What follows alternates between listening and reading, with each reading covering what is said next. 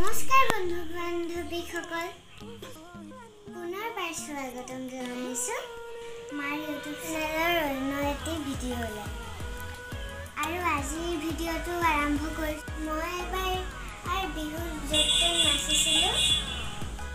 তাৰে এটা ভিডিঅ' আপোনালোকৰ তাত আগবঢ়াইছোঁ চাব কিন্তু দেই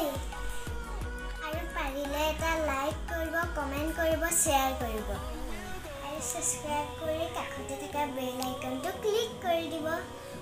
বলক ভিডিঅ'টো আৰম্ভ কৰোঁ